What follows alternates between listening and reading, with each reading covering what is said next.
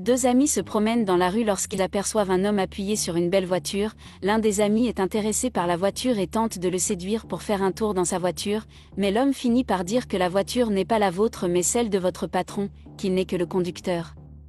La femme finit par se décourager, mais l'homme les interrompt lorsqu'il se rend compte que l'autre ami ne voit pas d'inconvénient à ce qu'il soit le chauffeur, et l'invite à faire quelque chose, mais la femme répond déjà pour son ami qu'elle ne sortirait jamais avec un loser comme lui.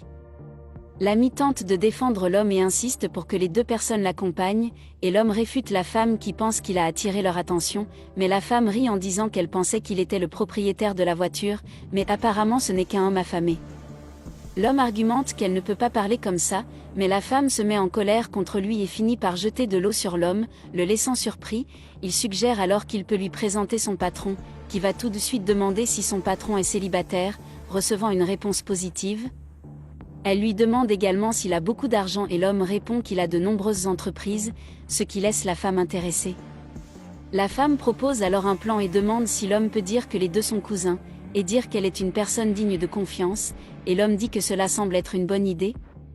Peu après, l'ami finit par prévenir que le mari de la femme arrive, et l'homme s'étonne qu'elle ait un mari et veuille encore rencontrer son patron.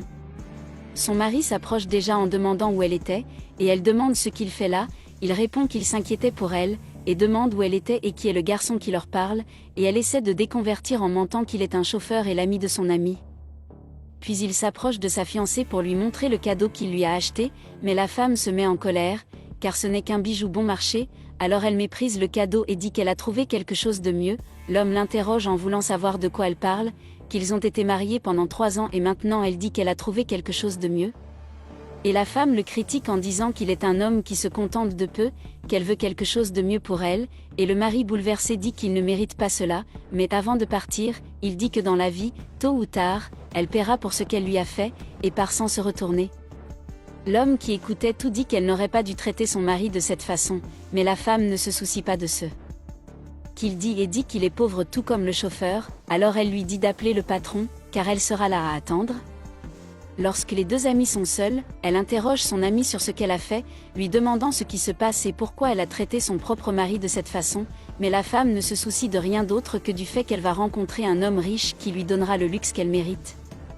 Quelque temps plus tard, il revient avec un bouquet de fleurs, et la femme dit qu'il ne la convaincra pas seulement avec des fleurs, mais l'homme explique que celui qui a envoyé les fleurs était son patron, parce qu'il avait un imprévu, et elle accepte volontiers les fleurs quand elle apprend de qui elles viennent. L'homme dit alors que son patron a également envoyé une carte pour qu'elle l'appelle, et elle s'excite en disant qu'elle va l'appeler. Elle décroche son téléphone portable avec excitation pour passer l'appel. Lorsque son téléphone sonne et qu'il répond, les femmes sont surprises, puis un autre homme arrive, l'appelant patron et s'excusant pour le retard.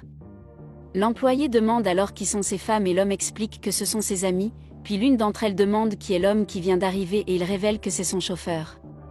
La femme est désorientée, car l'homme avait dit qu'il n'était pas millionnaire, mais il explique que lorsqu'il a dit qu'il était chauffeur, elle l'a très maltraité, et la femme dit qu'ils peuvent résoudre ce problème, mais l'homme dit qu'il a vu comment elle a traité son propre mari et qu'elle est restée debout pendant des heures à attendre un millionnaire.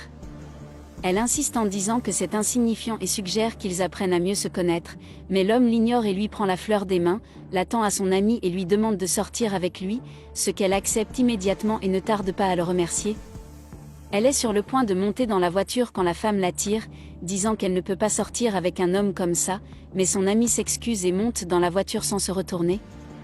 La femme essaie de faire changer d'avis le millionnaire, mais il dit que ça n'en vaut même pas la peine et tente de partir, mais la femme se place devant lui et lui demande d'attendre. L'homme lui dit de le laisser partir et la traite de chercheuse d'or, puis s'en va, laissant la femme seule sur le trottoir.